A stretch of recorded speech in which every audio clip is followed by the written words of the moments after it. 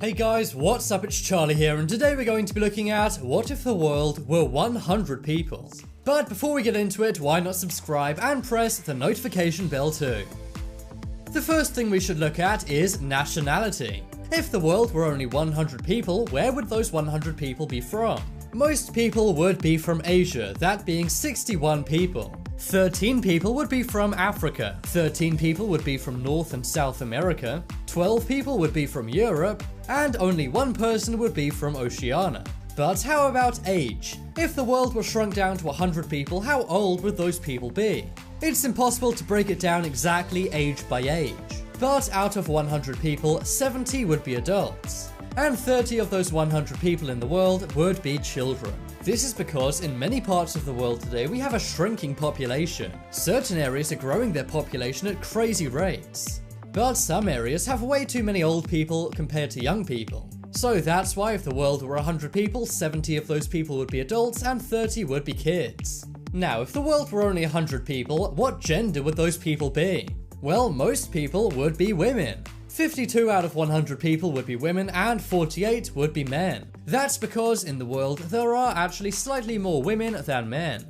Next, let's look at what language these 100 people would speak. It would be a very lonely world if there was only 100 people, and it would be made even more lonely seeing as these people speak many different languages. The most common language would be Chinese, with 17 people speaking it. Then 9 people would speak English, 8 people would speak Hindi, 6 people would speak Spanish and 6 people would speak Russian, 4 people would speak Arabic, and then 50 people would speak various other languages from around the world. So if the world were just 100 people, there would be 50 people who could only talk to themselves. I assume most people watching this speak English, but that means you'd only be able to speak to 8 other people in the world. So if the world was only 100 people, I suggest you learn Chinese so you can speak to 17 extra people.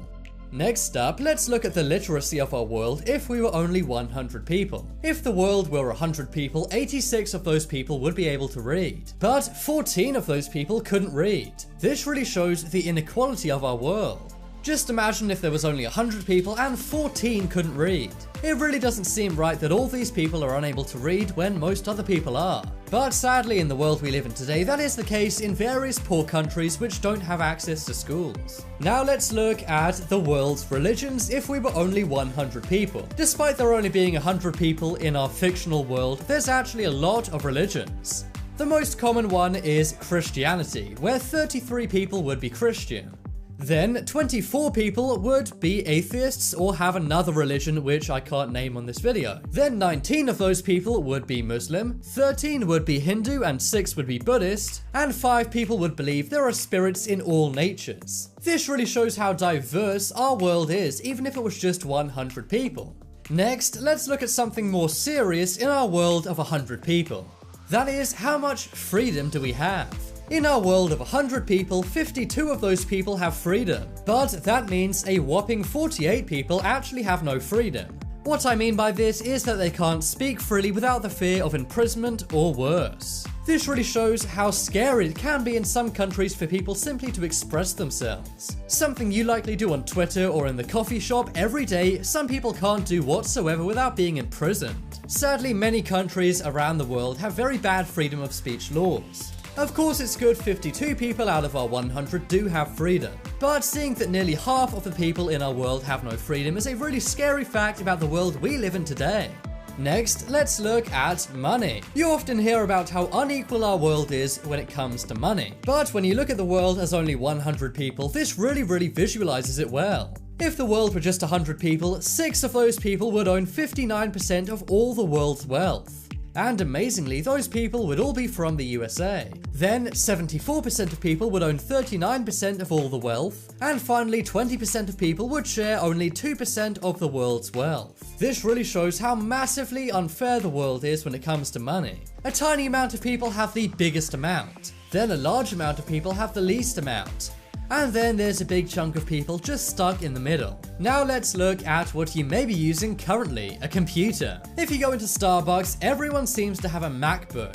And I'm sure even your grandparents have some old clunky PC in their home. But if the world were only 100 people, only 7 people would have a computer. That's right, 93 people would not have a computer whatsoever if the world was 100 people. This really goes to show how few people actually have access to computers in the world. We have to remember that in developing countries, computers are still few and far between. So think about that mind-boggling fact next time you walk into an Apple store. Next up, let's look at how safe our world is. If our world was only 100 people, 20 of those people would live in fear. That's right, 20 people would be in real fear of landmines being taken, armed groups coming to take their lives, or other military bombardments. But luckily, 80 people, if our world was only 100 people, would not. This goes to show that a huge amount of people in the world do live in very real fear of these terrible things happening. Many countries are in civil conflicts right now. Of course, it's good that 80 people would be safe in the world. But it also goes to show the world's inequalities that 20 people do live in fear and are very unsafe. Now let's look into education. How educated is our world if we were just 100 people? If you live in a developed country, chances are a huge amount of people you know went to college. But if our world were only 100 people, only one person would have a college education. The remaining 99% would not be college educated. Now, this doesn't mean our world would necessarily be dumb, but what it really does show is a massive inequality in our world. Such a tiny amount of people actually have the opportunity to go to college and get an education. But on the plus side, only one person in our world would have massive student loan debt. Now let's look at electricity. So we know that most people in our world of 100 people don't own computers. But do they even have basic electricity? Well, in our world, 76 people would have electricity, but a massive 24 people would not. That's right, if the world were just 100 people, 24 of those people would not even have light bulbs to turn on. That's kind of scary and again points out how unequal our world really is. Now let's look up at our air. If you live in the countryside, you may think that when you go into the city, you have bad air. But if you live in a developed country, chances are it's not actually that bad. If the world was 100 people, 68 people would breathe clean air. But 32 out of 100 people would be breathing unclean air. This just goes to show how incredibly polluted large areas of our planet really are. In some cities in China and India, just living in them is equal to smoking 100 cigarettes every single day. That's because their air quality is so low and polluted. But if the world was just 100 people, would you be able to get a drink of water? Again, this is something many people in the developed world take for granted. We take long showers, swim in pools, and if you're English, drink lots and lots of tea. Well, in our world of 100 people, 83 people would have clean, safe water. But 17 people would have unsafe, undrinkable water. This really shows how poor some parts of our world are. And it also shows why charities which provide clean, safe water are essential in our world today. And finally, in our world of 100 people, let's look at food. This is a fact I'm sure many people will find very troubling. If the world were 100 people, 50 people would not have access to a regular supply of food. Then 30 people would always have enough food to eat. 20 people would be malnourished and not have enough food. 15 people would actually be overweight and have too much food. And one person would be actively passing away because of starvation. It's so crazy that in our world of 100 people, 50 people don't have a regular, reliable source of food. It really goes to show how there's not enough food going around in some parts of the world. But in other parts, there's too much food and people are overweight. So now you can visualize how our world works by looking at it as if it were only 100 people. It shows our world is good and some people have great lives. But it also shows there are massive inequalities in our world today. That's some new countries that will exist soon. Coming up first, we have Catalonia.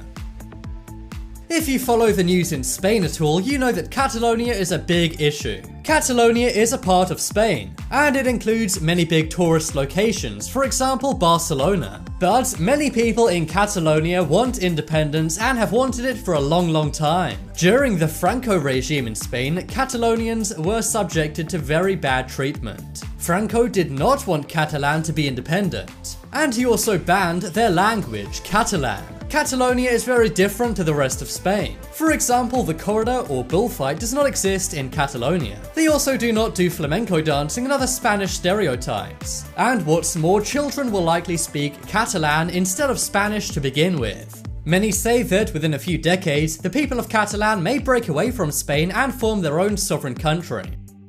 Next up is Kurdistan. There are many issues going on in the Middle East right now, but one hot button topic is Kurdistan. Kurdistan is an area in northern Iraq, but the difference between this area and the rest of Iraq is that it's populated by one major group, the Kurds. It's in a very dangerous area on the border of Syria, Turkey and Iran. This puts it very near the dangerous revolt happening in Syria right now, and the area is constantly under threat by groups such as IS. The Kurds want to break away from Iraq and make Kurdistan their homeland, but neighboring countries such as Syria, Turkey and Iran are very against this. But the citizens of Kurdistan are not going to take no lightly. They were actually able to drive IS out of their region, and because of this, in 2016, the president of the area is demanding a referendum. So who knows, maybe soon Kurdistan will no longer be part of Iraq. Next up is California. Some of you watching this video right now may well be in California, and it's pretty hard to imagine the government letting California break away and make their own country. But this hasn't stopped many Californians pushing for something called Calexit. This is of course based off Britain's Brexit. In referendums of Calexit, Californian residents seem to be pretty enthusiastic about breaking away from the USA. Some people in Texas also want this. They want something named the Republic of Texas, and there are many separatist movements in Texas. But the main separatist movements are actually in California. California is very different to the rest of the country. It's America's most populous state, and it's also the world's 6th biggest economy. In a poll, 40% of Californians voted in favor for Californian independence. So it may not be happening right now, but you never know. Soon, California may be a different country from the USA. Next up is Biafra. Biafra is located in Nigeria, West Africa. It was once part of the British Empire but declared its independence in 1960. When this happened, many major groups went to the south of Nigeria. They then tried to make something named the Republic of Biafra. However, this caused a civil battle inside Nigeria which led to their defeat. But even though Biafra was defeated, many still wanted to go ahead. There are many protests and marches for the independence of Biafra to this day. And many politicians in southern Nigeria want Biafra to become independent. But in Nigeria, there's quite a lot of corruption and instability, so it may not happen for these people anytime soon. Coming up next is Flanders.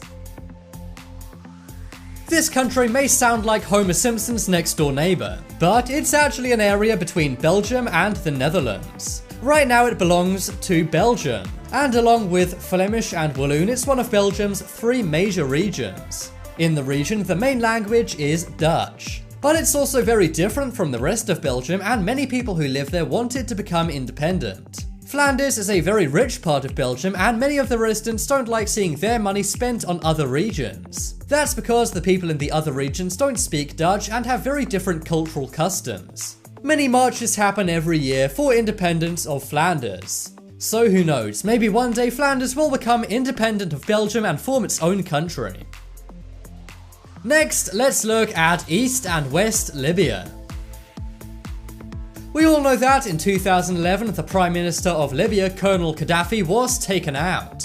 NATO and the UN helped rebels overthrow the country of Libya. However, as is often the case, the people who overthrew him didn't actually plan for what would happen after. Barack Obama said the biggest mistake of his presidency was not preparing for the aftermath of Gaddafi being overthrown. This sent the country of Libya into very unstable positions, and it caused extreme people to take control. As a result of this, there are many governments all saying they're the leaders of the country. Right now, the UN backs and recognizes only one government. But actually, there are 3 governments all ruling Libya and claiming they're the ones in charge. But the 2 main governments seem to have actually divided the country, and soon Libya may be known as East and West Libya. This will be politically, geographically and economically bad for the people of Libya. But there's no easy answers to very complex issues like this in the world.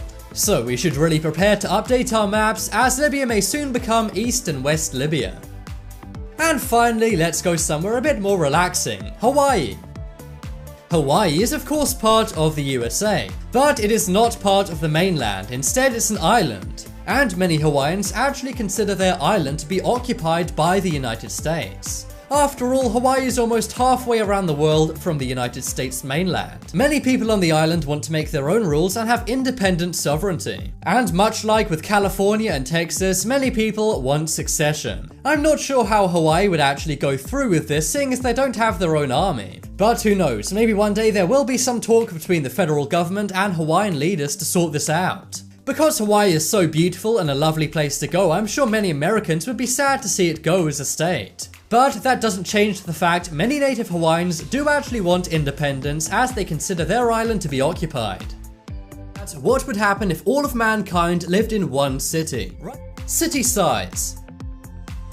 So the first thing we need to look at in our city of 7 billion people is how big is it going to be? Despite everything you hear about overpopulation, humans actually only take up a tiny amount of space on Earth. Overpopulation relates to things like jobs and the economy, not space on Earth. So that means the size of our city containing everyone in the world would depend on population density. This is basically the measurement of how many people you have per square kilometer. So the question is, do you want our city to have a high population density or a low one? If your population density is a high one, this means we don't have much space and are very cramped. But if our city has a low population density, this means there's lots of space for everyone. For example, if we had the same population density as Reykjavik, Iceland, this would mean 430 people would be in each square kilometer. This would mean our city containing everyone in the world would be around the size of Russia. Everyone knows Russia is the world's largest country by far. But if we wanted everyone to have a lot of space, our city would need to be the size of Russia. But what about if we wanted the same population density as Quebec, Canada? Their population density is 1,041 people per square kilometer. This would mean our city would be much smaller than Russia. Instead, it would be the size of Australia. The population density of Chicago is 4,492 people per square kilometer.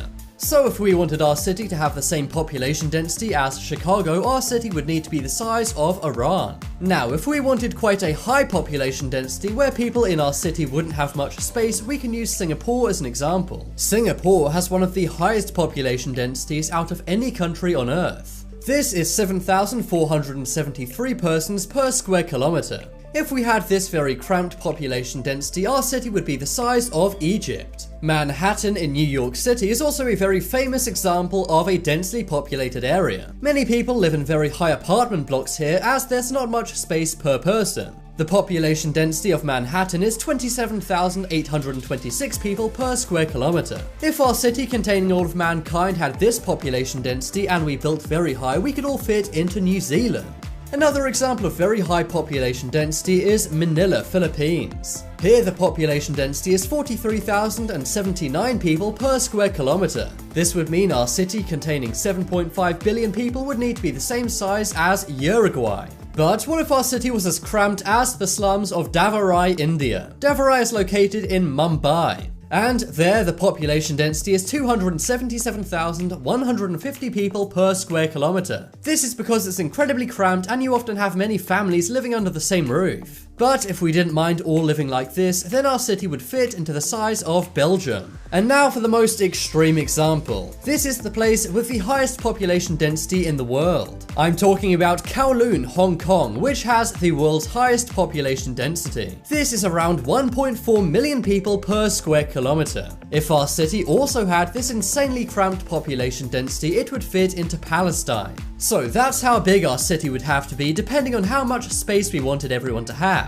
If we wanted everyone to have a lot of space like they do in Reykjavik, Iceland, then our city would be the size of Russia. But if we didn't mind people being very cramped up, we could all fit into Palestine. So now we have the size of the city out of the way, let's look at what goes into the city. Languages. You may be wondering, if we all lived in one city, what language would we speak? The world is made up of around 6,500 languages. But around 2,000 of those languages have fewer than 1,000 speakers. The world's most popular language is Mandarin Chinese. There's around 1.2 billion people who speak that language in the world. This means the most common language in our city would be Chinese. 17% of people would speak that. Then 9% of people would speak English. 8% would speak Hindi, 6% would speak Russian and 6% would speak Spanish, 4% of people would speak Arabic in the city, and then 50% of the city would speak various different languages. So even if we all lived in the same city, it would likely be divided up into different languages. But if we lived in this city, it would be very strange crossing the street and then having to speak a totally different language. Diversity. Obviously, in a city containing 7.5 billion people, we'll have a very diverse area. In our city, 48% of people will be men, while 52% of people will be women. Also, 70% of people will be adults, while 30% of people will be children. 61% of people in our city would be Asian, as that's the largest continent. Then, 13% of people would be African, and 13% will be from the Americas. 12% of people will be from Europe and 1% from Oceania. Also in our city, we'd need lots of different areas to pray in. 33% of our city would be made up of Christians. 19% would be made up of Muslims. 13% of people would be Hindu and 6% would be Buddhist. And 29% would be other religions and those who have no religion. So that just goes to show if all of mankind lived in one city, it would be crazy diverse. We'd literally have every culture in the same city. We'd literally have every single culture in the same city and it would be really interesting. Chances are people would learn a lot from each other and we would get along a lot better. Intelligence. So, how intelligent would our city of all of mankind actually be? Well, in our city, 86% of people would be able to read, while the remaining 14% would be unable to read. This is around the same as the literacy rate of Bahrain. Bahrain ranks 144 out of all of the countries when it comes to literacy, so we're not doing too great. The most literate countries in the world are Ukraine, North Korea, and Uzbekistan, which all have a rate of 100%, while the least literate countries are Afghanistan, South Sudan, and Chad. Also in our city, 1% of people would have a college education, while the remaining 99% of people in the city would not have a college education. This obviously reflects the world and how educated the world is. Due to poverty, many people do not have a college education in the world, so that would mean our massive city would only have a few colleges as only 1% of people would go to them. Technology. If you live in the Western world, you may look around and assume everyone has a phone. But in the wider world, that's simply not the case. And because of this, only 7% of people in our city would have computers. This means the remaining 93% of people in our city wouldn't have a computer. Now, when it comes to electricity, a lot of people do have that. 76% of the city would have electricity, but 24% of our city would not have electricity. This reflects the world and the large areas which have no electricity whatsoever. Wealth. Now let's look at money. If mankind was a city, it would be one of the most unequal cities in the world. 6% of people would own 59% of all of our wealth, and all of those people would be from the USA. 74% of people would own 39% of all of the wealth, and 20% of people would only have 2% of all of the world's wealth. This really just shows how unequal the world really is. And if all of mankind lived in one city, it would be the most unequal city compared to every other city we have right now. Safety and health. Finally, let's look at something very important. How healthy and safe is our city? Well, to be honest, our city would have a lot of pollution. 68% of people in our city would breathe clean air, but 32% would breathe polluted air. Also, not everyone in our city would have clean water. 83% of our city would have access to clean and safe water, but 17% of people in our city wouldn't. Also, our city is incredibly bad when it comes to food. 50% of people in our city would not have a reliable source of food. However, 30% of people would always have something to eat. 20% of people would be undernourished, 1% of people would actually be passing of starvation, and 15% of people in our city would be overweight. So if all of mankind lived in one city, that's how it would look. We've been able to see the size, languages, diversity, intelligence, technology, wealth, health, and safety. And of course, this is all a reflection of the wider world condensed into one city. It's very interesting and kind of sad to see how unequal the world is. But it sure is interesting to visualize all of mankind living in the same city.